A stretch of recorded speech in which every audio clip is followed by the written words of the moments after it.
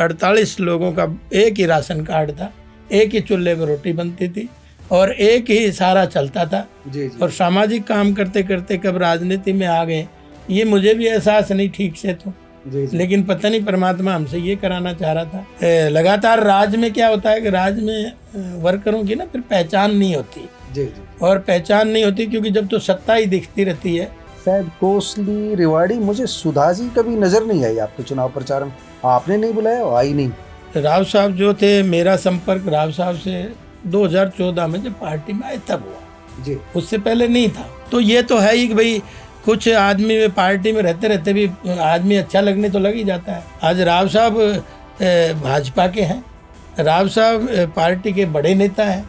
तो आज कोई इस तरह की बात अगर 14 में ज्वाइन करने के बाद भी 25 में आप यही सवाल पूछ, आपको अलग अलग तो मुझे नहीं लगता कोई अलग अलग है। जो विधायक डिनर में गए थे उनको पार्टी ने तलब किया गया, कुछ लोग इसका खंडन कर रहे हैं। लक्ष्मण सिंह यादव क्या कहेंगे? हमारे मंच पे बैठे हैं, दर्शकों को बता दीजिए कि क्या पार्टी ने तलब किया एक डिनर को लेकर के?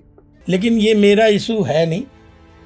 हमारी हेल्थ मिनिस्टर है बहन आरती जी, वो फिजिकल जगह देख के आई है। और ये कोई गांव का हॉस्पिटल नहीं बन रहा, जी जी। ये जिले का हॉस्पिटल बन रहा है।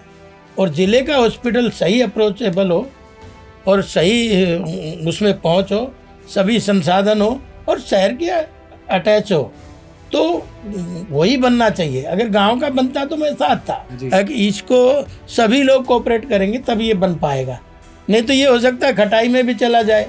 हाँ, क्योंकि हम इतने दिनों से देख रहे हैं ये चीजें। मतलब धरना प्रदर्शन से अटक सकती है योजना? नहीं, मैं नहीं कह रहा, लेकिन अभी डिसाइड ही नहीं हुआ है। अच्छा, अभी तो कोई चीज डिसाइड नहीं हुई है कि जाना कहाँ है। शहर की जो सड़ांध है, जो छोटे सीवर लाइन है, पानी की पाइप टूटी हुई है, उसके लिए मैंने अमृत 2 की डिमांड करी। जी जी। तो उन्होंने कहा भाई जितना भी पैसा लगेगा हम कराएंगे और इसको भी मैं इसकी घोषणा भी करके जाता हूँ। और सदन में उठाने के बाद मैंने कहा इसमें कल पैसे की समस्या आएगी, तो राव नरवीर भी उठ के बोले क्योंकि पॉल्यूशन डिपार्टमेंट उनके पास है। मैंने कहा जी 15 गांव डिस्टर्ब हैं, 15 गांव का जीना हराम हो गया, पलायन को मजबूर है और कितना गांव परेशान होंगे। तो उन्होंने ये बात हाँ भरी थी कि भाई जितना पैसा लगेगा हम इसको करेंगे। लेकिन आप विरासत की कह देते हैं, हम भी इसको विरासत की मान लेते हैं, कैप्टन का दोष मान लेते हैं। कैप्टन अजय सिंह यादव पर आपका निशाना रहता है, उनको तो जनता ने सजा दे दी। कैप्टन को हराया, फिर उनके बेटे को हराया। जनता यही तो कर सकती है, जो जनप्रतिनिधि ने काम नहीं किया उसको हरा दिया। लेकिन 10 साल तो भाजपा का शासन था, उसकी जवाबदेही तो भाजपा को लेनी चाहिए ना। मंच से राव साहब ने उनको कह दिया कि भाई हम बर्दाश्त नहीं करते। देखिए ये दोनों तरफ की समस्या है। जी जी। दोनों को ही मिलके इसमें समाधान है। कोई एक की समस्या दी नहीं, कुछ हमारा पानी भी उनकी तरफ जा रहा है। फिर शहर में 4 दिन में पानी आता है, बड़ी समस्या है। जी जी। तो ये विरासत में मिली है तो हम इसको झेल भी रहे हैं। आपने कहा कि जिस दिन आप लगते हैं उस दिन सारे वहीं आ जाते हैं, सफाई कर्मचारी, सफाई योद्धा। ऐसा नहीं है, हम तो 15-20 जरूर लेते हैं, बाकी सब अपना काम करते हैं। लेकिन ये बात भी ठीक है कि सफाई कर्मचारी कम है। नगर परिषद की रेवाड़ी की टीम से आपको कितना सहयोग मिल रहा है अभी तक? वो 50-50 मिल रहा है, बाकी बहुत अच्छा नहीं मिल रहा। जो झज्जर वाला या फाटक हमारी जो पटौदी वाली है, तो इसका फ्लाईओवर के लिए भी हमने पूरा प्रोजेक्ट पास हो गया 207 करोड़ रुपए का। आने वाले समय में इसको आप बनते हुए देखेंगे। तो आपने बताया हरिनगर वाला, तो उसका तो मैं अब क्या कर सकता हूँ।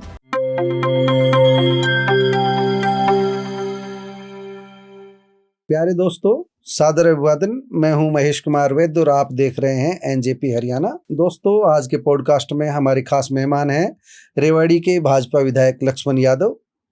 लक्ष्मण यादव अपने गाने के लिए भी चर्चित रहते हैं, अपनी खेती किसानी के ज्ञान के लिए भी चर्चित रहते हैं और भी कई मुद्दों के कारण इनकी चर्चा बनी रहती है। अभी 2-3 दिन पहले डिनर डिप्लोमेसी में भी इनका नाम आया, उसको लेकर के भी इन्होंने अपनी बात कही थी। आज इनसे अलग अलग विभिन्न मुद्दों पर बात करेंगे। इनके बचपन की बात करेंगे, इनकी पाठशाला की बात करेंगे, इनके गांव की बात करेंगे, राजनीति में इनकी रुचि कैसे जागी इस विषय में बात करेंगे, गायन का शौक कैसे इनको हुआ उस पर बात करेंगे, राव इंद्रजीत सिंह से जुड़ाव कैसे हुआ इस पर भी बात होगी। बहुत सारे सवाल हैं। हम चाहेंगे विधायक जी एक एक सवाल का जो आपको जवाब देंगे और आपको काफ़ी रोचक जानकारी मिलेगी। और विधायक जी आप दबंग बन करके आप जवाब देना, कोई भी खुल करके, कोई दिक्कत नहीं है। ठीक है, ठीक है। सबसे पहले तो आपका स्वागत है, आपने समय दिया एनजेपी हरियाणा परिवार। आपका भी बहुत बहुत धन्यवाद और आपके एनजेपी के दर्शकों को भी मेरा सादर नमस्कार। तो हम तो शुरुआत यहीं से करते हैं आपसे, क्योंकि आज राजनीति से ज्यादा हम सामाजिक मुद्दों पर बात करने वाले हैं। बचपन कहाँ बीता, कहाँ पाठशाला रही बचपन की, कहाँ खेले कूदे, वहां से शुरुआत करते हैं। मेरा बचपन तो मेरे गांव में, जहाँ मेरी जन्मभूमि है, गांव छहुआ, जिला रेवाड़ी में ही है, कोसली विधानसभा क्षेत्र में है। और हमने मैट्रिक तक तो गांव में ही रहे। हाई स्कूल कोसली से हमने मैट्रिक की। उसके बाद हमने आईटीआई की, आईटीआई ड्राफ्ट्समैन सिविल में रेवाड़ी से ही। और उसके बाद पॉलिटेक्निक की रुड़की से, और उसी समय सहारनपुर से हमने ग्रेजुएशन की। और लगातार धीरे धीरे जैसे जैसे उम्र बढ़ती गई वैसे वैसे प्लेटफॉर्म हमारे बदलते रहे। और मैं एक सिपाही का बेटा रहा। हाँ, मेरे फादर मध्य प्रदेश पुलिस में थे और वो एएसआई रिटायर हुए। और हम 4 भाई हैं, 4 थे, एक भगवान को प्यारा हो गया, 3 हम हैं। तो मेरे फादर ने बड़ी मेहनत करी और हम सब लोगों को पढ़ाया। उस जमाने में पढ़ाना बड़ा मुश्किल काम था, क्योंकि आप देखेंगे कि तो आप बड़े हैं? मैं तीसरे नंबर का हूँ। 2 बड़े हैं मेरे से। सबसे बड़े तो आपके यहीं पास रहते हैं, वो deputy director animal husbandry retire हुए। और उसके बाद जो एक्सपायर हो गए वो भी उस समय के जीएमएस डॉक्टर थे, बीएमएस डॉक्टर थे। और उसके बाद मेरा नंबर है। तीसरा मेरे से छोटा है, वो आजकल गुरुग्राम में रह रहा है और वो लगातार आपका डीएमयू रिटायर हुआ है अपना रेलवे से। तो और एक सिस्टर रही, वो भी हमारी यहीं रेवाड़ी में ही शादी हुई और रोज का गांव है। आजकल वो भी सेक्टर में रहते हैं। तो फादर ने और मदर ने इतनी मेहनत करी, एक गांव की पृष्ठभूमि से उठ के, और हम सब लोग अपने मेहनत मशक्कत से यहाँ से पहुँचे हैं, उनके आशीर्वाद से। और आपको ताज्जुब होगा, हमारा एक बड़ा परिवार, हमारे फादर और 6 भाई थे और 6 भाइयों का बहुत बड़ा परिवार था। तो आटा भी गूंदने के लिए 2-3 लोग लगते, सामूहिक ज्वाइंट फैमिली थी 48 लोगों की। और ज्वाइंट फैमिली होने के नाते से आप एक पंगत में बैठ के भोजन करते थे, बड़ा आनंद आता था। तो पंचायत चुनाव में तो बड़ी पूछ होती होगी जो? हाँ बिल्कुल, क्योंकि बड़ा परिवार होने के नाते से बहुत पूछ है। लेकिन अब तो थोड़ा सा ये है कि सब अलग अलग जगह चले गए। लेकिन एक बार 48 लोगों का एक ही राशन कार्ड था, एक ही चूल्हे पर रोटी बनती थी और एक ही सारा चलता था। हमारे फादर हर 5 जॉब में थे और एक जो था वो किसानी करता था, तो एक को चार्ज उसको ही था, बाकी तो सब मतलब खेती किसानी से परिवार जुड़ा रहा, खेती किसानी से भी जुड़ा रहा। और जब भी 2 महीने की छुट्टी मेरे फादर आते थे तो वो हमें लगा के रखते थे खेती किसानी से। और वो बड़े मेहनती थे, उनका मुकाबला तो चलो हम नहीं कर सकते। तो उस समय हल चलाया, ट्रैक्टर चलाया, आपने भी कुछ? मैंने हल भी चलाया, मैंने ट्रैक्टर भी चलाया और अब भी चलाता हूँ। हल भी और ट्रैक्टर भी जब भी अवसर मिलता है तो मैं अब भी चलाता हूँ। और मालिक की इतनी कृपा रही कि ग्रामीण पृष्ठभूमि से जुड़ने के बाद हम शहरी पृष्ठभूमि में भी आ गए, तो हमारे को तो दोनों का ही अनुभव बराबर का है। राजनीति में आने का इरादा कब मन बनाया कि राजनीति में जाना चाहिए? शुरुआत कैसे हुई आपकी, राजनीति में प्रवेश कैसे हुआ?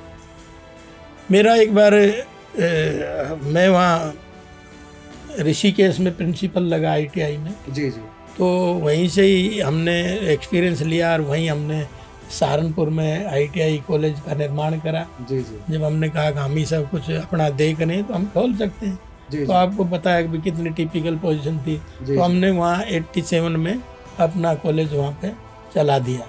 और काफ़ी बच्चे अदर स्टेटों से भी आते थे, तो धीरे धीरे करते और वहाँ हमने अपना स्ट्रक्चर खड़ा किया।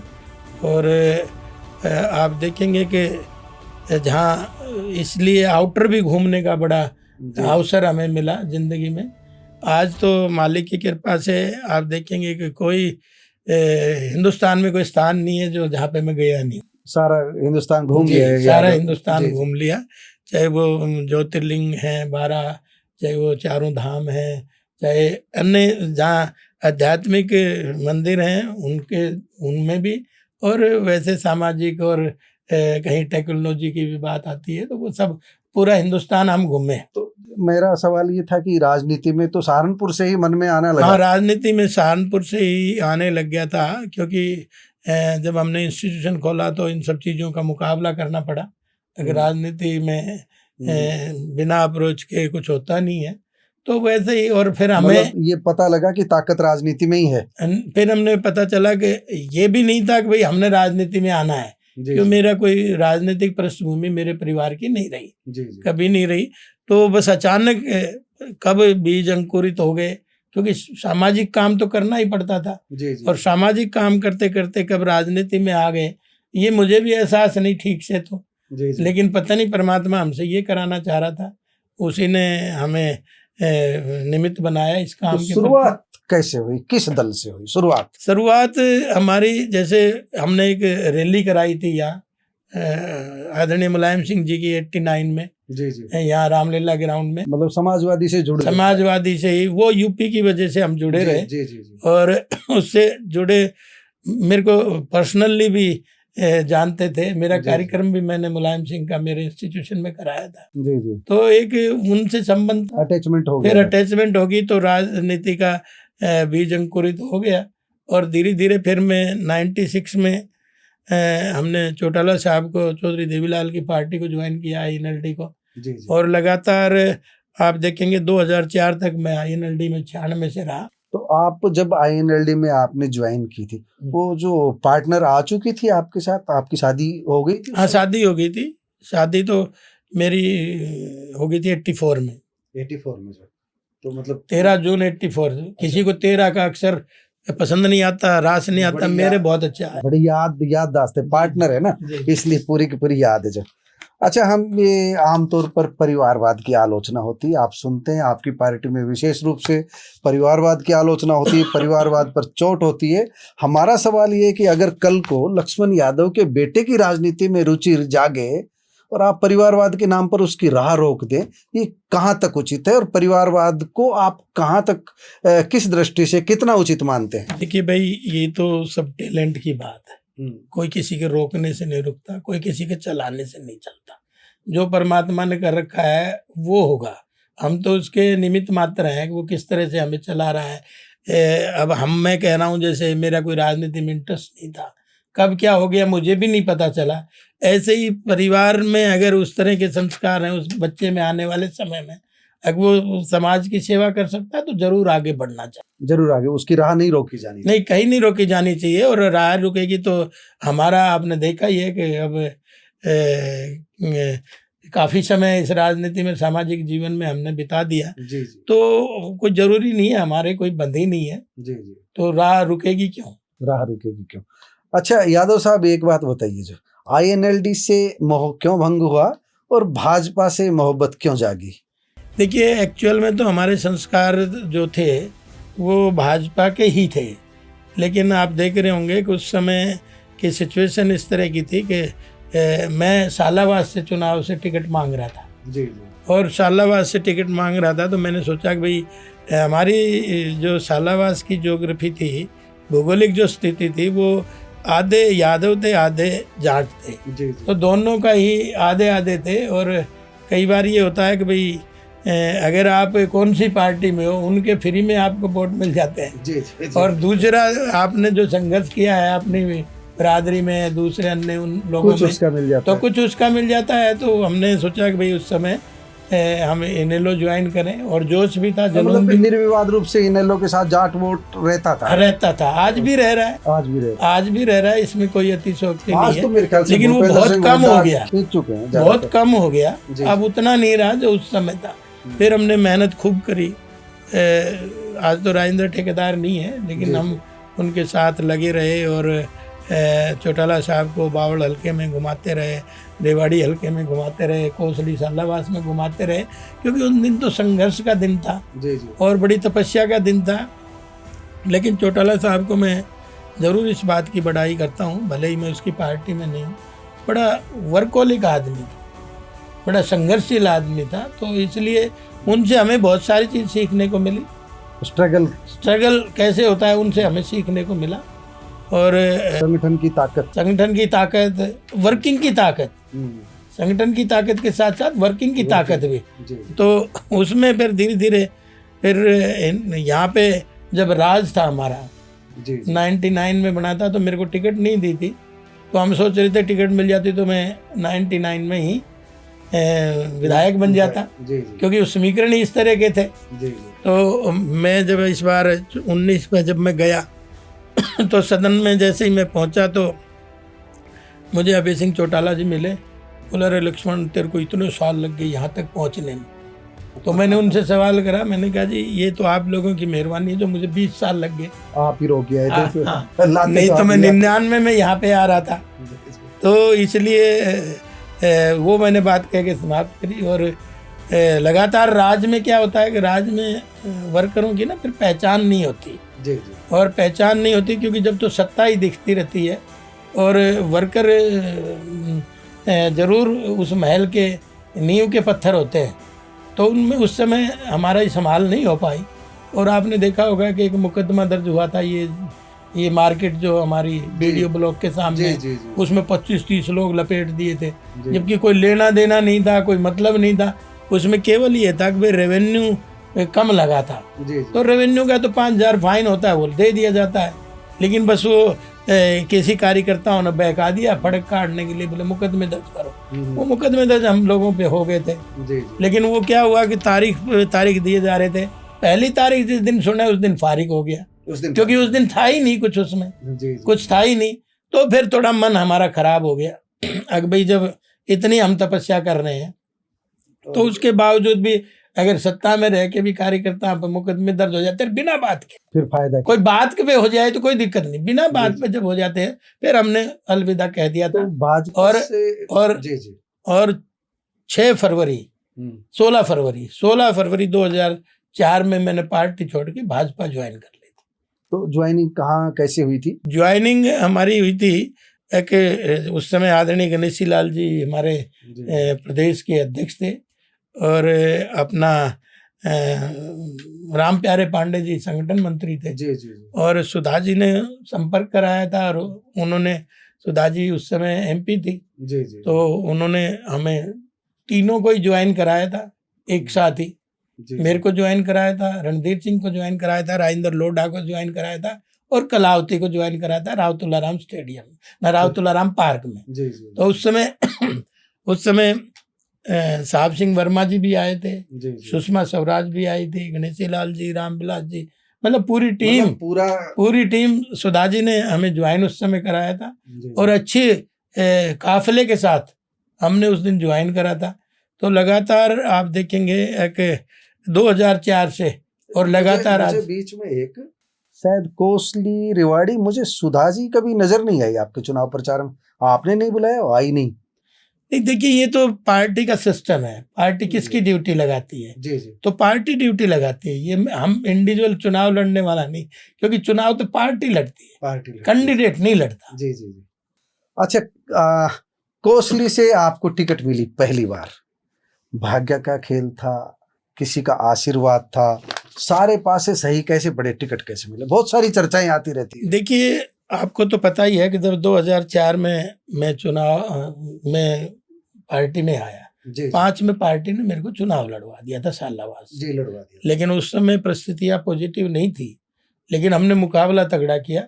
और वहाँ जैसे मैंने शुरू में कहा कि सालावास के 2 समीकरण हैं, आधे यादव वोट हैं, आधे चौधरी वोट हैं, और बाकी सब जैसे 36 बिरादरी होती है, वो गाँव आई जुड़ी ही रहती है, तो वो थे। तो उस समय चौटाला साहब ने जिले सिंह को टिकट दे दी थी, और आज तो वो नहीं रहे परमात्मा। तो उस समय उनको टिकट दे दी थी। अब अनीता की बाद में टिकट डिक्लेयर हुई थी कांग्रेस की। जी जी जब आधे आधे थे तो 2 जगह जी। यादव कम्युनिटी की वोट बट गई, और 2 जगह बटने के कारण तो लोगों ने अंत में यही कहा कि भाई हम उधर नहीं जाने देंगे, तो उसका अभिशाप हमें भी झेलना पड़ा। मतलब वो ध्रुवीकरण अनीता के पक्ष में हो गया। सत्ता की तरफ बढ़ रहे थे कांग्रेस उस समय, तो सत्ता की तरफ बढ़ रहे थे। उस समय शायद अनीता जीत गई थी। अनीता जीत ध्रुवीकरण हो गया और जिले से अनीता जीत गई थी, इसलिए वो भी एक हमारा बड़ा संघर्ष था। जैसे मैंने कहा ना कि मैं 99 में टिकट मांग रहा था, जी जी, और फिर 2005 में पार्टी ने, भाजपा ने टिकट दी, तो उस समय भी हमने संघर्ष। 2005 में भाजपा की वैसी स्थिति नहीं थी, वैसी स्थिति नहीं थी, लेकिन ये जरूर था कि हम अपनी हाजिरी दर्ज अच्छे से करा चुके, क्योंकि 6,500 वोट उस समय मिली थी, जबकि इस तरह की सिचुएशन होते हुए आइडेंटिटी बनी उससे चुनाव लड़ने से। अच्छा, हम 2-3 दिन से 2-3 बातें सुन रहे हैं आपके बारे में, दूसरे कई विधायकों के बारे में, अखबारों में भी आ रही है। एक भाजपा के सिपाही होने की बात आ रही है, एक राव इंद्रजीत के सिपाही होने की बात आ रही है। लक्ष्मण सिंह यादव खूब सुलझे हुए हैं, निर्विवाद रूप से आपसे जवाब चाहते हैं, राव इंद्रजीत के सिपाही या भाजपा के सिपाही? ये जो सवाल पूछा जा रहा है, इसमें खुद को कहाँ खड़ा देखते हैं आप? देखिए, आपको जैसे मैंने बताया कि 2004 में मैं भारतीय जनता पार्टी में आ गया था, और 4 से लगातार आज 25 हो गई। राव साहब जो थे, मेरा संपर्क राव साहब से 2014 में जब पार्टी में आए तब हुआ जी। उससे पहले नहीं था। उससे पहले तो हम संगठन की राजनीति करते थे, मैं 9 से 12 जिला अध्यक्ष भी रहा। उसके बहुत बाद में राव साहब पार्टी में आए। तो ये तो है ही कि भाई कुछ आदमी में पार्टी में रहते रहते भी आदमी अच्छा लगने तो लग ही जाता है, फिर वो वर्किंग स्टाइल है वो भी होती है, वो भी अच्छी लग रही थी। तो इसलिए इसमें कोई पार्टीबाजी की बात नहीं है। आज राव साहब भाजपा के हैं, राव साहब पार्टी के बड़े नेता हैं, तो आज कोई इस तरह की बात अगर 14 में ज्वाइन करने के बाद भी 25 में आप यही सवाल पूछो आपको अलग अलग, तो मुझे नहीं लगता कोई अलग अलग है। जी जी, हाँ। अच्छा, डिनर डिप्लोमेसी पर एक छोटा सा सवाल है मेरा। 2 दिन से आ रहा है, अखबारों में ये खबरें भी आ रही है कि जो विधायक डिनर में गए थे उनको पार्टी ने तलब किया गया। कुछ लोग इसका खंडन कर रहे हैं। लक्ष्मण सिंह यादव क्या कहेंगे? हमारे मंच पे बैठे हैं, दर्शकों को बता दीजिए कि क्या पार्टी ने तलब किया एक डिनर को लेकर के? देखिए, ये सब मीडिया का नमक मिर्च है जी, क्योंकि ना ही कोई बात ऐसी थी, ना ही कोई पॉलिटिकल बात हुई उस डिनर में। किसी तरह की पॉलिटिकल बात नहीं हुई। और वो तो आपने देखा भी है कि आरती जी का गृह प्रवेश ही था, और उन्होंने अपने अपने लोग बुला लिए, जो जिन पे वो अपना करते थे, तो वो लोग बुला लिए। उसमें क्या, हमारे यहाँ भी रोज आते हैं लोग। ये तो लक्ष्मण को अपना मानते हैं तो उन्होंने बुला लिया। नहीं, वो तो सबको ही अपना मानते हैं। मतलब जिनको बुलाया वो अपने थे ना। वो हरियाणा के नेता हैं जी जी, तो इसमें कोई दो राय नहीं है कि हरियाणा के नेता हैं भी, तो वो ठीक है कि उन्होंने अचानक ये कार्यक्रम बनाया। और अचानक कार्यक्रम बनाए तो जो नजदीक थे वो बुला लिए, जैसे हम भी चंडीगढ़ रहते हैं मंगलवार। जवाब तलबी जैसी कोई बात ना कोई जो ये। और फिर हमारे राव साहब ने भी इस पे बयान दे दिया, उसके बाद तो कुछ बचता नहीं। जी। वो भी रिफ्यूज कर रहे हैं, हम भी रिफ्यूज कर रहे हैं, तो ये कहीं तो ठीक है ना। ये तो सिर्फ इतना मीडिया है सब तरफ, चारों तरफ, तो कुछ तो घुमाएगा, कुछ तो चलाएगा। बिना घुमाए सीधे भगवानपुर चलते हैं। भगवानपुर में धरना चल रहा है, हम लोग जाकर के आए थे। उन लोगों ने एक सवाल उठाया कि विधायक नहीं आ रहे, इतने दिन से धरना चल रहा है, विधायक का क्या जवाब है? देखिए, मेरी संपत्ति उनके साथ और उनकी भावनाएं भी जुड़ी है, भाई मेरे यहाँ पे आए, सबकी जुड़ी है। जी जी। लेकिन ये मेरा इशू है नहीं।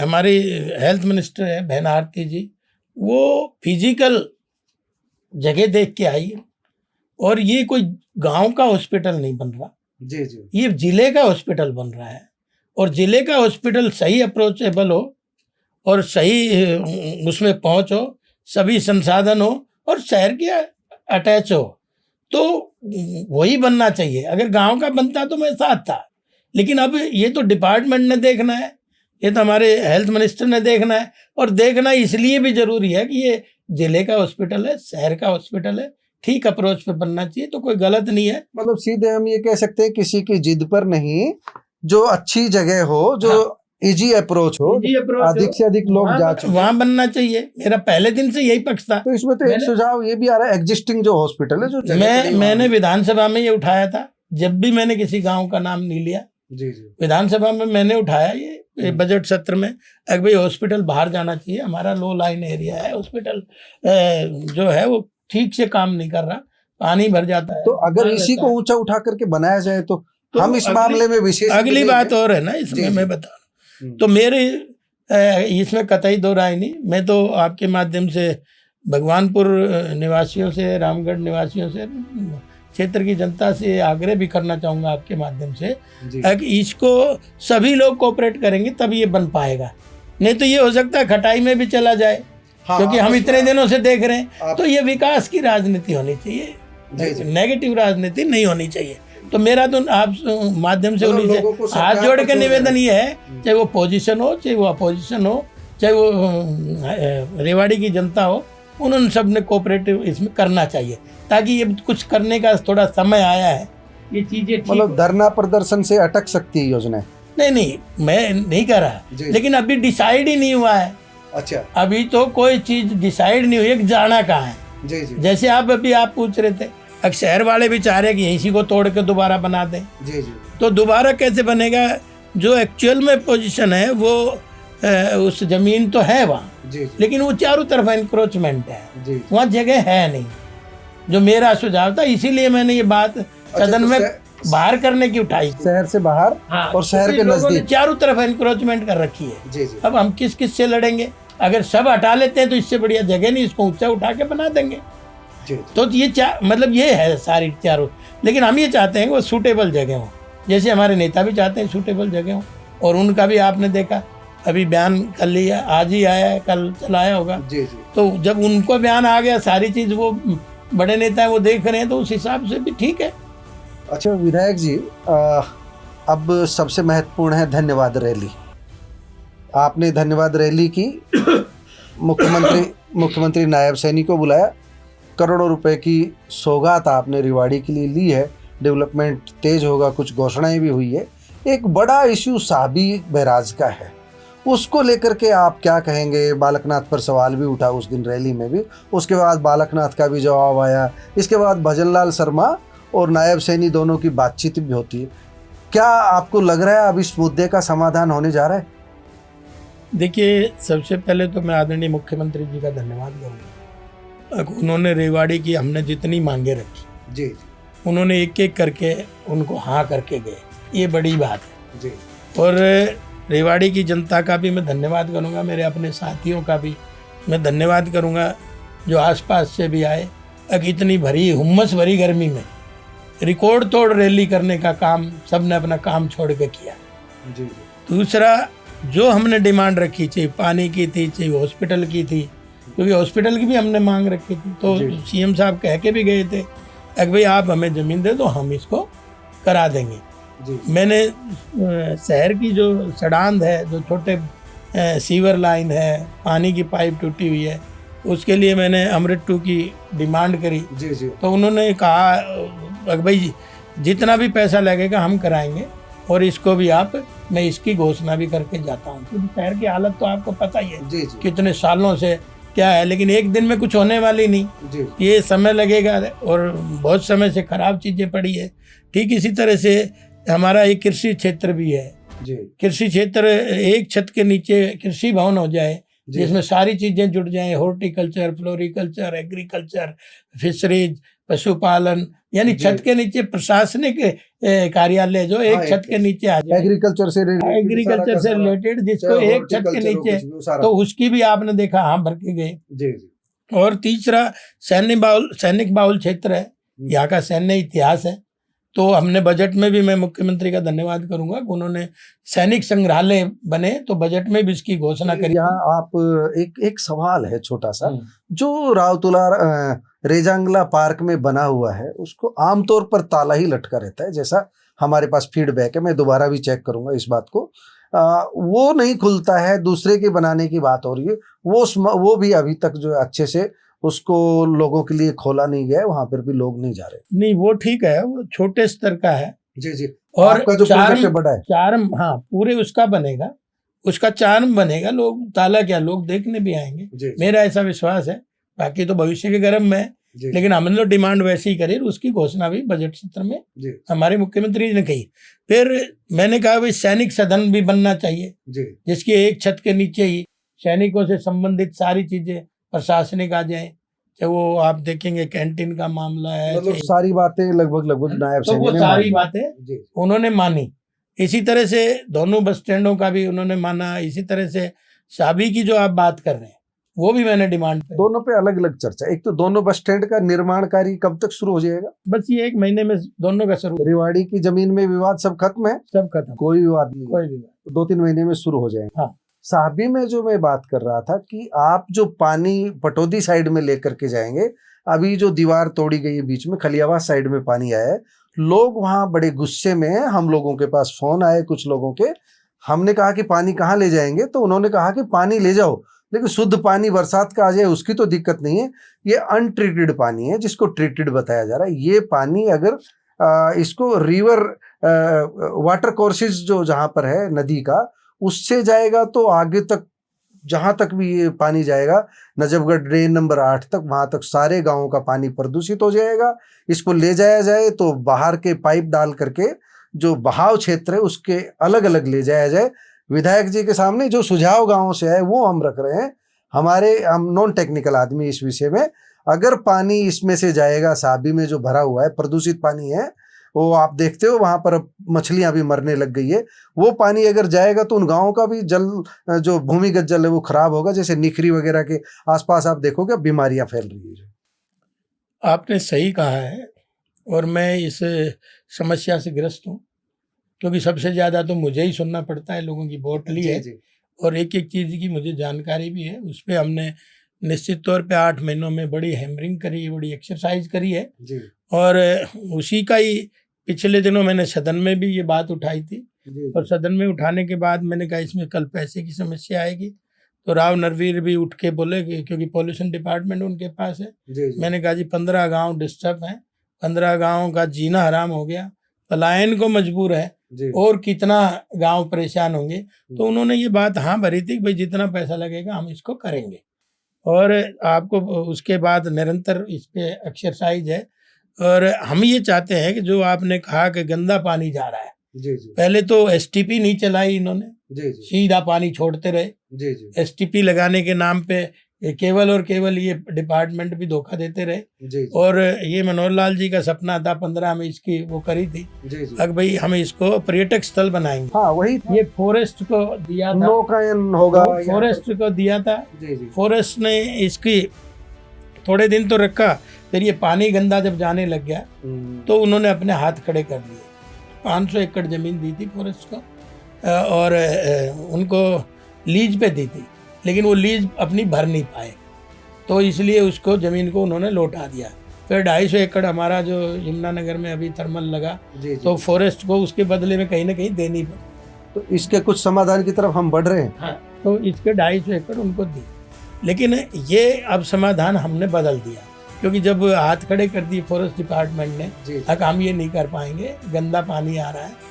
तो हमने जब इंक्वायरी करी तो पता चला कि ये सारी एसटीपी डायरेक्ट पानी छोड़ रहे हैं। 2 नसिया जी में है, एक हमारे कालूवास में है, एक हमारा वहाँ है खरकड़ा में, एक हमारे धागड़ में है ना किसी दिन निरीक्षण के लिए, तब 1-2 दिन उसके। तो कई बार हमने इसकी सैंपलिंग कराई, कई बार सैंपलिंग इसकी ठीक आती रही, जैसे वो गलत सलत थी करवाने की कोशिश अधिकारियों ने की, लेकिन वो एक्चुअल में ठीक नहीं था पानी और लोग इससे परेशान थे। तो हमने जब ये कहा तो उन्होंने कहा कि हम 1 साल में इसका निवारण कर देंगे। मैंने जैसे मैं उस पर्यावरण समिति का चेयरमैन भी हूँ, मैं बार बार वहाँ भी उनको बुलाता हूँ, अधिकारियों को, उनसे संबंधित अधिकारियों को, चाहे इरीगेशन का है चाहे वो पब्लिक हेल्थ का है, उनको भी मैं बुला। तो हम माने इस पे गंभीरता से काम कर रहे हैं। माने ही नहीं बल्कि आगे बताना चाह रहा हूँ मैं कि इसका एक कंपनी ने डेमो करने के लिए हमें ऑफर दी है। अगर हम इसका एक बार डेमो करके दिखाएंगे, इस पानी को टिल्टेड कर देंगे, साफ़ सुथरा पानी कर देंगे और इसको कृषि क्षेत्र लायक भी कर देंगे। तो हमने कहा एक बार आप डेमो दिखाएं, तो पॉल्यूशन विभाग ने उसका फाइनेंस कर दिया है क्योंकि हमने इतना टाइम इसलिए लग गया कि उसने पहले कहीं कर रखा है कि नहीं। जी वो साइड का निरीक्षण करना जरूरी था, क्योंकि खामखा ये ठेके तो ले लेते हैं, बाद में वही डाक के 3 पात। तो उसका भी आपने देखे कि उसका हम ये जैसे बारिश आ गई और इसके जस्ट बाद ही हम उसका डेमो देखेंगे, और डेमो देख के उसको पानी कृषि लायक करेंगे। इरिगेशन डिपार्टमेंट को हमने कह दिया खेतों तक पानी जाए, उसका एक प्रोजेक्ट बनाओ। एक तो वो है। दूसरी तरफ भी मैंने जैसे सदन में भी बोला और मुख्यमंत्री जी आए जब भी मैंने बोला कि इसका 200 करोड़ रुपए का एक हमने प्रोजेक्ट बनाया है कि इस पानी को यहाँ से पलायन किया जाए। तो वो आप ड्रेन नंबर 8 में छोड़ने का वो भी एक हमने प्रोजेक्ट तैयार इसमें किया है। तो दोनों तरफ से हम लग रहे हैं ताकि इसको यहीं का यहीं यूटिलाइज भी हो जाए, और नहीं हो तो इसको हम शिफ्ट भी करें तो दब के चला जाए, दब के वो पाइप से जाएगा। क्योंकि आपको पता है भूमि अधिग्रहण कानून कैसा है, किसान जमीन देंगे नहीं, इसमें फिर 20-30 साल लग जाएंगे। और क्योंकि आजकल जमीन भूमि अधिग्रहण कानून 2013 में सख्त बनवाया था भाजपा ने, तो आप लोगों ने ही सख्त बनवाया था। नहीं, वो जो भी बनाया था, लेकिन हमारे टाइम में नहीं बना। लेकिन आज बढ़िया बात भी है, किसान की जमीन भी बच रही है। तो हम किसान की जमीन उनकी अनुमति के बिना, सेटलमेंट के बिना नहीं ले सकते। तो हमने यही निर्णय लिया है, वो पाइप के द्वारा अंडरग्राउंड ले जाएंगे, और पाइप के द्वारा ले जाएंगे तो बीच बीच में उसका कृषि के लिए भी छोड़ देंगे। जैसे मान लीजिए सूखा है जिसको डिमांड है, तो बीच बीच में उसकी बड़ी बड़ी होदियां बनाएंगे। उसका डिजाइन हमने कराया है ताकि वो यूज भी हो जाए, यूजफुल भी रहे। तो दोनों तरफ से लग रहे हैं, लेकिन ये समस्या बड़ी है क्योंकि आपने देखा कि इसमें धारूड़ा का पानी आता है, रेवाड़ी का पानी आता है, स्ट्रॉम वाटर का कोई डिस्पोजल शहर में नहीं है, सीवर में ही सब छोड़ रहे हैं। फिर हमने अचीवमेंट ये है कि इससे आगे से शहर से गंदा पानी ना जाए, उसके लिए हमने व्यवस्था अलग से करी है। तीसरे पॉइंट बता रहा हूँ, उसके लिए हमने जैसे एसटीपी को ना बदलवाया है। लो क्वालिटी की एसटीपी थी, जैसे कालूवास में हमारी 6 MLD की थी, आज हमने उसको 10 का करवा रहे हैं। 2-1 महीने में हमारा वो काम कंप्लीट हो जाएगा, उसकी क्षमता बढ़ जाएगी, 4 MLD वहां बढ़ जाएगी। और यहाँ नसिया जी में 2 है, उनकी भी MLD की क्षमता बढ़ जाएगी। और अब प्रॉपर जैसे निगरानी रखेंगे, सोशल ऑडिट भी हम कराएंगे समय समय पे। जैसे हमने यहाँ भी नगर पालिका में आप देख रहे होंगे कुछ चीजें सोशल ऑडिट भी करा रहे हैं, लोगों उनकी जानकारी में होना चाहिए, करा किसने और भर कौन रहा है। तो इस तरह से उसकी सोशल ऑडिट भी कराएंगे। और जब STP टोटल हो जाएंगे तो आज हमारी 45 जो है MLD का हम तैयारी कर रहे हैं। तो आने वाले समय में गंदा पानी से मेरे ख्याल से 24-25 MLD का अब इस समय है। हाँ, बस इतना ही है, लेकिन अब हम 45 के आसपास इसको कर रहे हैं ताकि आने वाले समय में क्या है, चारों तरफ का पानी यही आता है, बरसात का भी इसी में जाता है, तो सब गुड़ गोबर कर रखा है। काम तो सपने तो बहुत बड़े बड़े ले रखे हैं, कभी कभी मन में आती वैकेंसी तो है नहीं कि मंत्री होते तो कुछ ज्यादा अच्छे तरीके से काम करवा सकते थे। देखिए, ये तो संगठन का काम है। हमारे यहाँ तो व्यक्ति विशेष के लिए कुछ है नहीं, ये तो संगठन सोचता है कब आदमी काबिल है, कब नहीं है, कब क्या काम वो कर सकता है, ये तो उनका विषय है, मेरे से ना पूछो। तो धन्यवाद रैली में बालकनाथ को संगठन ने बुलाया? नहीं, मैंने बुलाया था। अच्छा, मैंने बुलाया था, संगठन ने नहीं बुलाया। मैंने कॉल की थी, मेरे प्रोग्रामों में आते रहते हैं तो इतनी अटैचमेंट तो हो ही जाती। मैं भी उनके चुनाव में गया था, वो भी मेरे चुनाव में आए थे, तो अपने आप ही आ जाते हैं। मंच से राव साहब ने उनको कह दिया कि भाई हम बर्दाश्त नहीं करेंगे। देखिए, ये दोनों तरफ की समस्या है, दोनों को ही मिलके ही इसमें समाधान है। कोई एक की समस्या दी नहीं, कुछ हमारा पानी भी उनकी तरफ जा रहा है। जैसे आपके आकेड़ा के पास जो ये ऊंची कॉलोनियां है, इनका उधर जा रहा है। कई तरह के समस्या एक साथ है, लेकिन मैं तो आपको यही बताना चाहता हूँ, मैं अपने पानी को हम इधर ही रखेंगे। अगला भी जैसे कॉलेज 15 में डिक्लेयर हुआ था, तो उसकी भी हमने मुख्यमंत्री से यहाँ भरवाई है। और मुख्यमंत्री आज हमारा उसका नक्शा वक्शा पास हो गया, बजट रह रहा है, इस बार पास हो गया। गुड न्यूज है। हाँ, 8.5 एकड़ जमीन मैंने कराई उसकी आते ही, क्योंकि बिना जमीन के कर नहीं सकते ना। फिर शहर में 4 दिन में पानी आता है, बड़ी समस्या है। तो ये विरासत में मिली है, तो हम इसको झेल भी रहे हैं। और अभी हमने, लेकिन आप विरासत की कह देते हैं, हम भी इसको विरासत की मान लेते हैं, कैप्टन का दोष मान लेते हैं। कैप्टन अजय सिंह यादव पर आपका निशाना रहता है, उनको तो जनता ने सजा दे दी। कैप्टन को हराया, फिर उनके बेटे को हराया। जनता यही तो कर सकती है, जो जनप्रतिनिधि ने काम नहीं किया उसको हरा दिया। लेकिन 10 साल तो भाजपा का शासन था, उसकी जवाबदेही तो भाजपा को लेनी चाहिए ना। आप देखिए, जी क्या सजा दे दी, 7 बार बने, चुनाव हरा दिया आप। नहीं 7 बार बने हैं, कोई ठेकेदारी थोड़ी होती है कोई चीज की। जी जी 7 बार कम होता है क्या? नहीं कम बच्चे पैदा भी नहीं हुए थे, वो आज रिटायरमेंट पे जा लिए। आप कह रहे हो फिर कोई शहर की प्लानिंग नहीं हुई, मैं ये कह रहा हूँ। मैं इस बात को कोस रहा हूँ, पानी की आज हमारे पास स्टोरेज नहीं है, शहर बढ़ रहा है निरंतर, कोई प्लानिंग नहीं थी क्या? सीवर की आज आप देख रहे हैं क्या हालत है। आप लोग तो कैमरा दिखा देते हैं, यूट्यूबर, पानी भर गया तो, लेकिन ये एक दिन की समस्या ना थी। तो मैं ये कह रहा हूँ कि जो शहरों की प्लानिंग होनी चाहिए, इतने सालों में प्लानिंग भी नहीं हुई। होना तो जाना बहुत दूर की बात है, तो हम उस प्लानिंग में लगे हुए हैं। अब भाई हमने लिसाना में 80 एकड़ जमीन भूमि पोर्टल पर डलवाई है, उसका हमने उन वकीलों को भी 2-2, 3-3 को लगाया है, वो एडजस्टमेंट कर रहा है। अगर हमें वो मिल जाती है तो रेवाड़ी की प्यास बुझ जाएगी, जो बुझो कितने ही दिन में, मतलब लेकिन एक प्लानिंग हुई। उम्मीद करें रोड में बहुत अच्छा है लक्ष्मण यादव का। कोशिश हमारी यही है, कोशिश यही है। और मुझे तो बने, आप भले ही 11 साल कहे, मेरी ड्यूटी कहीं और थी। जी जी अब मेरी ड्यूटी यहाँ लगाई है पार्टी ने, तो मैं तो 9 महीने से ही मानूंगा अपने आप को। आप तो प्रमोशन होकर के आए थे। नहीं, प्रमोशन हो क्या है, कोसली सब डिवीजन छोड़ कर वो तो है ना, डिस्ट्रिक्ट वो तो है भाई। पिछले 5 साल हमने कोसली की सेवा करी, तो आप मेरे से उनको भी सब चीज़ों को जोड़े तो वो अच्छी बात नहीं है। तो मैं तो अपने, जो जनता ने मुझे समय दिया है और मेरी पार्टी ने मुझे समय दिया है, उसका मैं जवाब नहीं। अच्छा एक बात बताइए, चेयरमैन बनने हैं, हर सरकार में बनते हैं, आपकी सरकार डिले क्यों करती है? लक्ष्मण यादव जैसे इंतजार कब तक करते रहेंगे? जो मैंने जैसे मैंने शुरू में ही कह दिया जी जी कि इशू ही हमारा नहीं है, क्योंकि देखिए संगठन की पार्टी है और संगठन बहुत सोच समझ के सब निर्णय लेता है। जी जी चाहे वो किसी तरह से भी सोचे। अगर मैं उस ढांचे में फिट बैठूंगा, साँचे में फिट बैठूंगा, तो हो सकता है मुझे हो जाए, लेकिन अगर मैं नहीं बैठा तो ये तो उनका काम है ना, हमारा है ही नहीं। जी जी हमारा काम, जब कहा चुनाव लड़ो वो लड़े, वो भी संगठन ने लड़वाए, उनमें भी संगठन लगा रहा। मुझे तो चुनाव में जरा सा भी वो परेशानी नहीं हुई। लोगों को परेशानी हो रही थी, जी ये तो कैसे हारेगा, कैसे हारेगा। मैंने कहा यार मेरे साथ जनता चुनाव लड़ रही है, मैं चुनाव नहीं लड़ रहा। और मैंने आपको बहुत पहले, चुनाव से 10 दिन पहले बता भी दिया था। मेरे ख्याल से हमने भी बता दिया होगा आपको। नहीं, आपने तो बहुत लेट बताया, लेकिन जब आपने मेरे मुंह पे माइक लगाया तो मैंने उसी टाइम बता दिया था कि देखो जनता का मूड बदल चुका है। और भाई जनता ने जिस दोनों हाथों से मुझे आशीर्वाद दिया है, वो आपकी टोपी का जवाब नहीं दे पाए। मैं उनका धन्यवाद भी करता हूँ। टोपी का जवाब देने में डिफेंसिव हो गए। मैं कोशिश कर रहा हूँ रेवाड़ी को कुछ न कुछ हो, रेवाड़ी कहीं ना कहीं आगे बढ़े। ये मैं ईमान से कह रहा हूँ, क्योंकि मेरा कोई लोभ लालच नहीं है, ना कभी राजनीति में लोभ लालच के लिए आए। तो मुझे परमात्मा का शुक्रिया है कि वो मेरे से कुछ कराना चाह रहा है, तो मैं कर रहा हूँ। अच्छा, हम भी बिना लोभ लालच की जो आप बात कर रहे हो, तो बिना लोभ लालच के आप इंदौर गए और बिना लोभ लालच के आपने स्वच्छता अभियान चला रखा है। उस स्वच्छता अभियान को लेकर के बात करते हैं। हम भी बाजार में जाते हैं, फीडबैक मिलता है।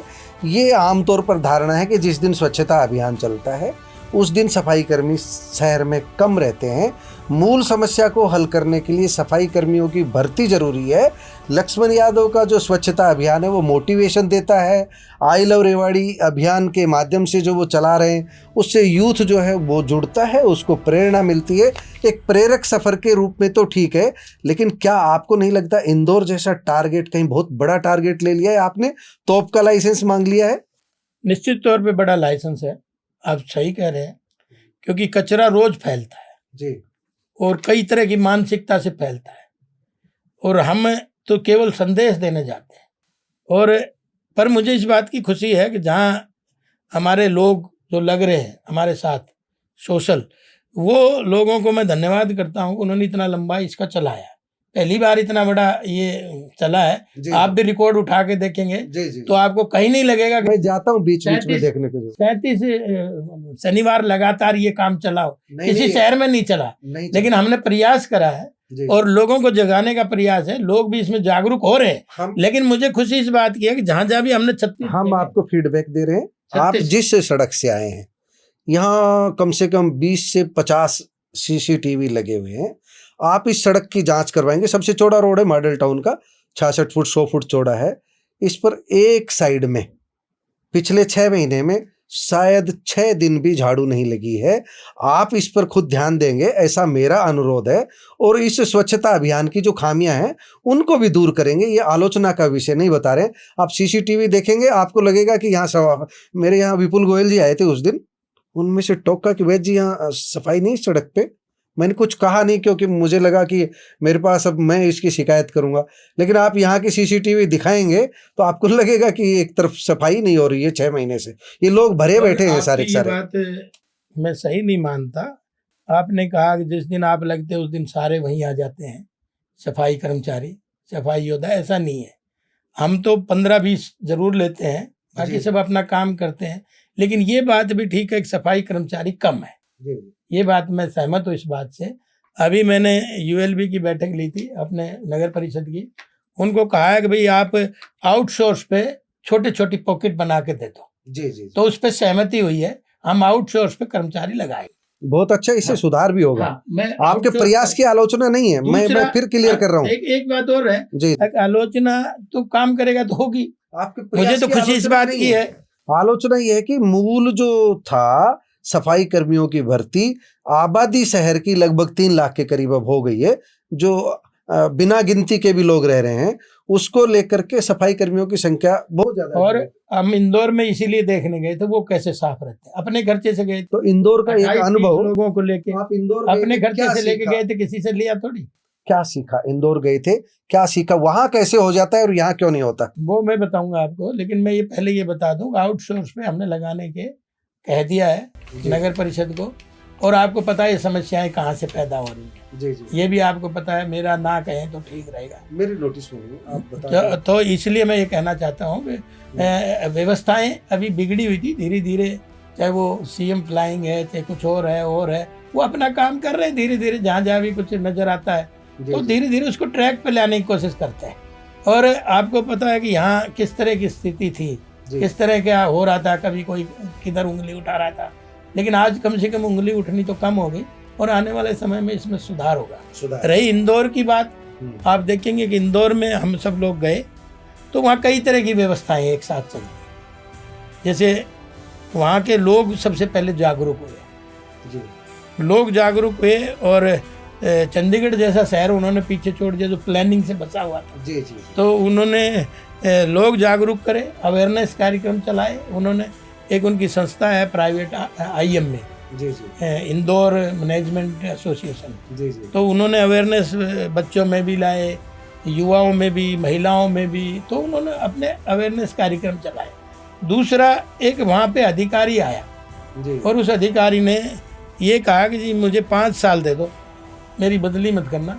मैं ये समझता हूँ उसने इतना बढ़िया काम करा कि वो सारी चीज़ ट्रैक पे, क्योंकि जो नगर परिषद से जो सर्विस थी उन्होंने उनको प्रॉपर कराया। नगर परिषद की सर्विसों को उन्होंने प्रॉपर लोगों तक पहुँचाया। वो हम भी चाहते हैं कि यहाँ प्रॉपर लोगों तक पहुँचे, ताकि थोड़ा लोगों का विश्वास जगे, उधर से भी जगे और यहाँ से जागरूकता के साथ भी जगे। तो जब दोनों हो जाएंगे, अब मैंने वहाँ देखा ट्रैफिक 2 घंटे उनकी पीक होती है टाइम, तो पीक होता है तो वो आप देखेंगे कि वो 2 घंटे पुलिस उतनी नहीं होती, लेकिन वहाँ तख्ती लेके यातायात मित्र खड़े हैं, आम आदमी खड़ा है, मतलब लोगों में जागरूक आम आदमी खड़ा है उस ट्रैफिक को कंट्रोल करने के लिए। कितनी बड़ी बात है। यहाँ कोई कितना लोग आ जाते हैं, खाली यूं तो बताते हैं ये कमी है। आपने शुरुआत की है, आप चलिए ना। ये जिस दिन लोगों को लगेगा कि सही नीयत से सही काम किया जा रहा है, लोग जुड़ते चले जाएंगे। नहीं, नीयत तो छोड़िए आप, नीयत कोई ना परख सकता, ऐसा कोई पैमाना नहीं बना है, ऐसा पैमाना नहीं बना, तो आ जानी चाहिए। 37वां शनिवार है और कितने दिन बाद नीयत जगेगी? नहीं आ रही है। जिनके नहीं जगी है उनके नहीं जग रही, नहीं आ रही है। नहीं, जिनके नहीं जग रही उनके नहीं जग रही, जिनके जग रही वो पहले दिन से लग रहे हैं, वो बेचारे खूब अच्छे से लग रहे हैं। या 200-250 आदमी सुबह उठ के आ जाता है, बारिश में भी आ गया, सर्दी में भी आ गया, गर्मी में भी आ गया। तो मैं तो कह रहा हूँ कि उसका बहुत बड़ा पॉजिटिविटी चल रही है। एक रोको टोको टीम हमने बनाई है, वो भी वहाँ भी इंदौर में भी थी, हमने उसका एक्सपीरियंस लिया। अब वो जो कचरा फैला रहे हैं उनको रोकते हैं, पानी वेस्ट कर रहे हैं उन सब चीज़ों को रोकते हैं। वहाँ एक सबसे बड़ी बात है, कैटल फ्री है वहाँ। जी।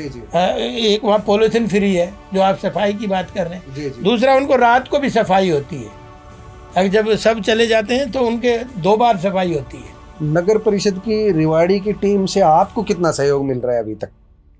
वो 50-50 मिल रहा है, बाकी बहुत अच्छा नहीं मिल रहा। 100% मिल जाए तो बात आगे बढ़ सकती है कुछ? काफी कुछ बढ़ेगा, काफी कुछ बढ़ेगा, क्योंकि अभी थोड़ा सा बहुत चीजें मैंने कहा ना ठीक हुई है, पूरी तरह से ठीक नहीं हुई है। जी जी। तो आने वाले समय में ठीक होंगी, उस पर तो मैंने पहले बोल दिया।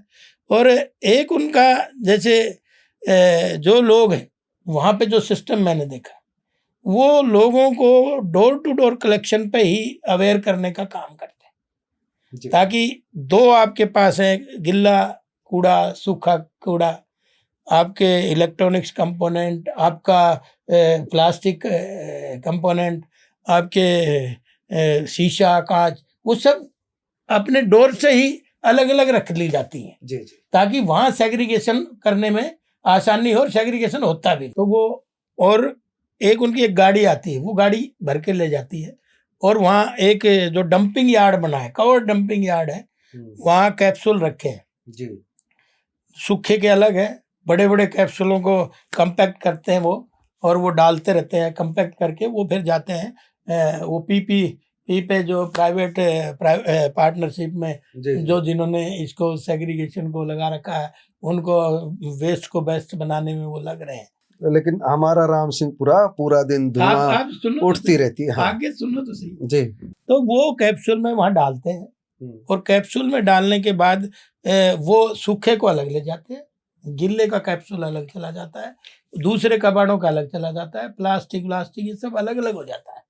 और बुराड़ी एक वहाँ स्थान था जो 15 एकड़ में वो स्थान था, जिसमें ऐसे ही जैसे राम सिंहपुरा का ढेर बता रहे हो, वैसे ही वहाँ भी ढेर थे। और इतना अथाह ढेर थे, उनमें भी ऐसा ही होता था। लेकिन आज मैं उनकी हिम्मत समझता हूँ, और कि उन्होंने उसको पार्क बना दिया, बुराड़ी को पार्क पर ही बना दिया। तो कितनी बड़ी बात है, वहाँ आज बैठ के आराम से रोटी खा सकते हैं। मैं इसलिए ये कह रहा हूँ भाई, PPP वाला जो उनका प्लांट है जी, वो प्राइवेट है।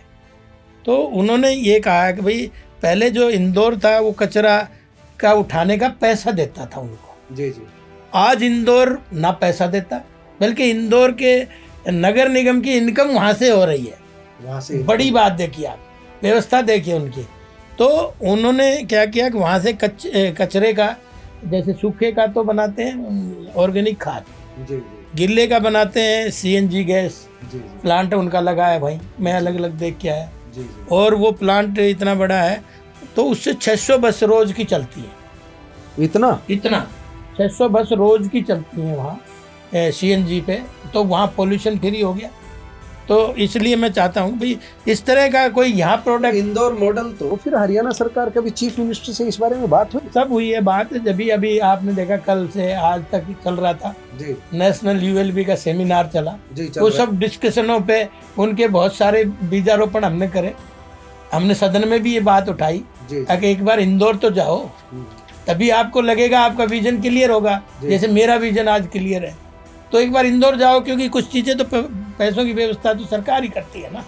हम तो ये है प्लानिंग कर सकते हैं, हम तो आइडिया दे सकते हैं। कभी ULB मिनिस्टर हैं विपुल गोयल, उनसे बात हुई इस संदर्भ में? वो बात होती है, मेरे तो यहाँ के चेयरमैन भी एग्रीमेंट्स के, तो बात होती है, लग रहे हैं हम उधर की तरफ हम बढ़ रहे हैं। और आज उनकी कमाई हो रही है, हमारे यहाँ दिया ही दिया जा रहा है।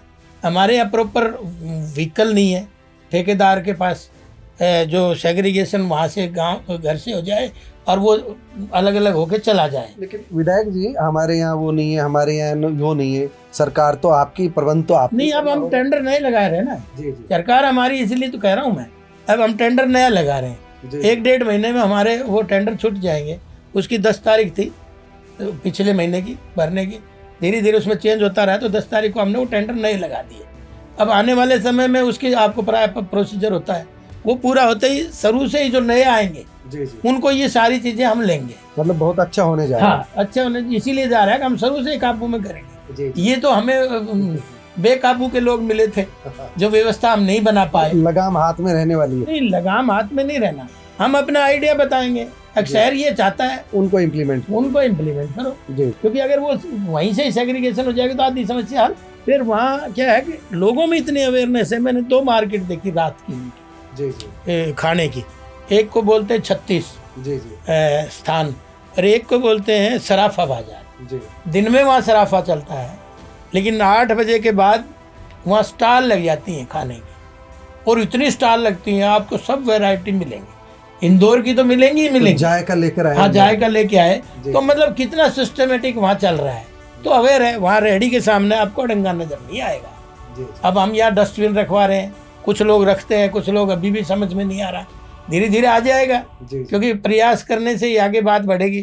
तो हम ये चाहते हैं कि भाई वो इंदौर का पैटर्न थोड़ा बहुत यहाँ लागू हो। जब शुरू में मैंने सदन में रखा तो लोग ऐसे सुन रहे थे जैसे मैं कोई कहानी सुना रहा हूँ। जी जी क्या आज उन समझ में आ रहा है, जी तो जरूर इसका देर सवेर मैं समझता हूँ कि इसका हम इलाज कर पाए।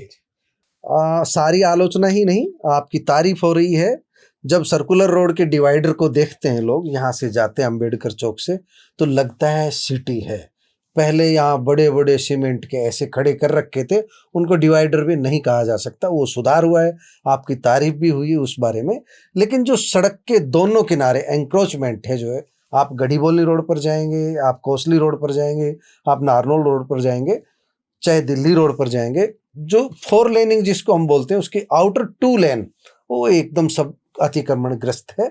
इस दिशा में भी आप कुछ सोचें, ऐसा लोगों का फीडबैक आया था। हमने जिनसे जिक्र किया कि मैं इसमें आपको कहना चाह रहा हूँ, हम ये तो खुद से करना पड़ेगा, लोगों को खुद से करना पड़ेगा। ये कोई हम नहीं चाहते कि डंडे के बल पे कोई चीज हो, जी जी क्योंकि अवेयरनेस इसकी जरूरी है। जब मुझे पता है मैं बाहर लगा रहा हूँ, मैं टाल कर दूं, और काफी कुछ हुआ भी है।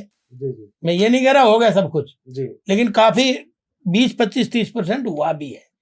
अभी 70, 75% बाकी है, और हम रोज टाइट भी कर रहे हैं कि भाई अभी आप समझाओ लोगों को, नहीं तो फिर चालान प्रक्रिया शुरू करेंगे। अच्छा, मतलब अभी तो जो है एक आपसे ना बड़ी इश्यू आपने ओबीसी को लेकर कई बार, कल परसों हम बैठे थे, गंगवा जी आए थे, सरकार का एक सम्मेलन भी होने जा रहा है जो प्रजापति समाज का, दक्ष प्रजापति समाज का, ओबीसी को लेकर कल लोग ज्ञापन देने आए थे। आपके सामने मैंने बात की थी। सरकार ने, नायब सैनी सरकार ने अभी तक ओबीसी को लेकर के क्या विशेष किया है इस वर्ग को लेकर के? देखिए, आप पैर भी करते रहे इसलिए पूछ रहा हूँ कि हमने, देखिए ओबीसी ए और बी, जी तो ए और बी में तो नगर पालिकाओं को, नगर परिषद को जनप्रतिनिधित्व करने का मौका कम्युनिटी को दिया है। जी जी तो उसमें बहुत सारी कास्ट हैं, और जिला पंचायतों में आदरणीय मनोहर लाल जी दे गए थे। जी जी तो और हर जगह उनका 5-8% है, 5% बीसीबी के लिए भी है। जी जी लेकिन हमारा तो ये सारी बेल्ट ज़्यादातर कवर हो जाती है। जी जी हाँ हाँ। तो यहाँ तो सारा, मैंने सदन में ये मांग उठाई थी एक, भाई जो केंद्र जी ने कर रखा है क्रीमी लेयर को लेके, जी वही क्रीमी लेयर ओबीसी के लिए भी आप यहाँ इम्प्लीमेंट करें। उस समय नहीं सही, लेकिन फिर आदरणीय नायब सैनी जी बने। 8-10 साल नुकसान रहा हरियाणा। नहीं, 8-10 तो नहीं कह सकता, लेकिन नुकसान रहा। जी जी तो लेकिन उसके बाद धीरे धीरे ये बातें समझ में भी आई, सरकार के भी समझ में आई, नायब सैनी जी के हमने कहा, और हमने ही नहीं बल्कि जो भी कम्युनिटी के प्रतिनिधि थे उन्होंने सब नहीं, लेकिन मैंने सदन में ये रखा कि 6 लाख तो कुछ भी नहीं है। जी जी इससे अच्छा मैंने कहा, और केंद्र की तर्ज पे ही इनको दे दो। जी जी तो मैं तो धन्यवाद करता हूँ आदरणीय नायब सैनी जी का। इन्होंने आते ही ओबीसी के लोग बुलाए, और उसमें 8 लाख रुपए क्रीमी लेयर के रखे। ये 8 लाख क्रीमी लेयर के, मैं कहता हूँ 50 लाख के बराबर है। जी जी क्योंकि पहले वाले 6 लाख में तो सैलरी भी इंक्लूड थी, एग्रीकल्चर इनकम भी, और ये बिना, लेकिन ये फ्री है। जी जी तो इसलिए जिसको इससे अलग से कोई इनकम है तो फिर उसको तो आरक्षण की मैं समझता हूँ जरूरत नहीं है, लेकिन ये उसका सीधा सीधा लाभ आते ही आदरणीय मुख्यमंत्री नायब सैनी जी ने दिया। दूसरा, हमने ये भी प्रैक्टिस करी कि क्लास 3 और 4 में तो आप कर दिया, आपका बहुत बहुत धन्यवाद। हमने कहा इसी तरह से केंद्र में भी क्लास 1 और 2 में भी 27% है। मैंने यहाँ भी उठाया जी जी वो मुद्दा, शायद आपने सुना हो जी जी मुख्यमंत्री जी के सामने। मैंने कहा क्लास 1 और 2 में भी अगर आप कर देंगे तो आप बल्ले बल्ले, मांग तो नहीं छोड़ी आपने। आपकी बल्ले बल्ले, बाकी सब थल्ले थल्ले। उसका अर्थ लोगों ने कुछ और भी निकाला होगा, लेकिन मैंने ये वहाँ पे कहा। और उसमें भी मैं जो समझता हूँ आने वाले समय में उम्मीद रखनी चाहिए अगर वो क्लास 1 और 2 में भी 27% हो जाए, ऐसे मेरी भावना है। और बाकी सरकार में बैठे इसकी वकालत करेंगे। अब हम समापन की ओर बढ़ते हैं। एक ही सवाल है, आपने रेवाड़ी के रोड मैप के बारे में आपने कचरा प्रबंधन का भी बताया, डेवलपमेंट का भी बताया, अस्पताल का भी बताया, बस स्टैंड की भी बता दी, जल प्रबंधन की भी बता दी। आपने नगर परिषद की नहीं बताई। नगर परिषद को भी हम बाहर ले जा रहे हैं। नगर परिषद को भी बाहर, उसका 1.2 एकड़ जमीन हमने ले ली है जी जी हुड्डा से, उसको भी ले जा रहे हैं। उसके साथ डिस्ट्रिक्ट लाइब्रेरी भी बने। लक्ष्मण यादव का भविष्य का क्या रोड मैप है, कम शब्दों में हमारे दर्शकों को बता दीजिए, जो आप बता चुके। इसके अलावा जो रह गई हो आपकी बात कि मैं ये रेवाड़ी के लिए करना चाहता हूँ, ये फुटप्रिंट छोड़ना चाहता हूँ, मेरा ये विजन है। देखिए, मैं सबसे पहले तो आपको बताया कि भाई शहर से कुछ चीज़ें बाहर जाएं, तभी शहर में हमें पार्किंग व्यवस्था बनाने में आसानी। तो उसी का मेरा विजन है कि भाई जैसे बस स्टैंड आप कह रहे हो बाहर, नगर परिषद भी हम बाहर ले जा रहे हैं। एक ऑडिटोरियम हमारे पास नहीं है जो रेवाड़ी में होना चाहिए था। 89 में जिला बना था। मैं तो ताज्जुब करता हूँ क्यों नहीं प्लानिंग हुई। उसमें तो बहुत सारे लोग रहे हैं, तो वो भी नहीं बना। धारुड़ा सब डिवीजन भी बनना चाहिए था, धारुड़ा में अस्पताल बनना चाहिए था। 1500 लोग एक हॉल में बैठ के कोई कर ले, ऐसी व्यवस्था ये अभी तक नहीं हुई। उसका भी हमने उठाया, उसका भी 1.4 एकड़ जमीन का भी हमने प्रोविजन करवा दिया। जी जी। तो आने वाले समय में वो भी आप बनता देखेंगे। तो इसी तरह से ये सारी चीज़ बाहर जाएंगी। तो बस स्टैंड, हॉस्पिटल, आपका नगर परिषद, और दूसरा अभी हमारी जनसंख्या, जैसे अब नया सेंसेक्स आएगा तो हम चाहते हैं नगर निगम भी हमारा बने नगर परिषद से। जी जी। तो वो अभी हमारी जनसंख्या उतनी नहीं है जी। उसके क्राइटेरिया है नगर निगम बनाने का, उतना हमारे पास नहीं है। लोग यहाँ के चाहते हैं कि जो रेलवे लाइन है पटौदी वाली, दिल्ली वाले जो दिल्ली रेलवे लाइन है पटौदी, और जो रोहतक की रेलवे लाइन है, और जो सड़क जा रही है, जो बाईपास वाली सड़क जा रही है, ये सारे के सारे तीनों की कनेक्टिविटी, पटौदी रोड भी यहाँ पर कलर लीफ डिजाइन का एक फ्लाईओवर होना चाहिए, वो आपसे अपेक्षा रखते हैं। दूसरा ये है कि वो जो बहुत खतरनाक है हरिनगर टी पॉइंट जो है, उसका कोई प्रॉपर समाधान होना चाहिए। और तीसरा ये है कि जो कैप्टन के समय में गोकलगढ़ का जो मोड़ की हम बात उठाते रहे, उस मोड़ का कोई ऐसा समाधान होना चाहिए, चाहे ऊपर हो या उसको बाईपास को कहीं और कनेक्ट किया जाए।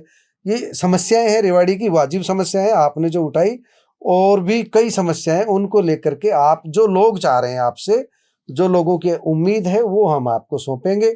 आपने इस विषय में बहुत कुछ बताया है। इसमें भी बताना चाहूँगा मैं जी, जो आपने फ्लाईओवर का जिक्र किया है। हाँ, आप बताइए ना। जो झज्जर वाला या फाटक है हमारी, जी जी, जो पटौदी वाली है, जी जी, तो इसका फ्लाईओवर के लिए भी हमने पूरा प्रोजेक्ट पास हो गया 207 करोड़ रुपए का। जी जी। आने वाले समय में इसको आप बनते हुए देखेंगे। 207 करोड़ का बड़ी न्यूज दे रहे हैं आप। बड़ी न्यूज दे रहा हूँ मैं, ठीक है। छोटी न्यूज नहीं दे रहा। जी जी। और ये इसके साथ साथ ही जितने भी फ्लाईओवर है, पोसवाल चौक, मैंने उस दिन कर्नल राम सिंह चौक की डिमांड रखी थी, जब जी। फिजिबल होगा तो कर दे के जाएंगे। जी जी। हमने अवेसिंग चौक पे, इसको सब पे हमने फ्लाईओवर का पास। तो 120 मीटर से जो कनेक्टिविटी आएगी, हाँ, वो सब बढ़िया हो जाएगी। वो सब बढ़िया हो जाएगी।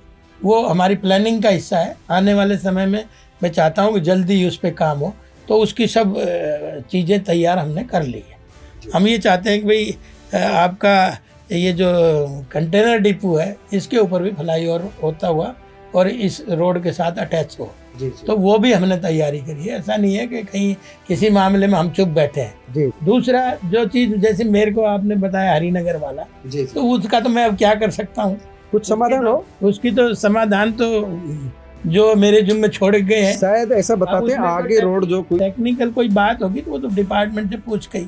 मैंने उसकी हम आप पर ठीक ना, मैंने उसकी जानकारी नहीं ली। जी जी। मैंने उसकी भी जानकारी नहीं ली।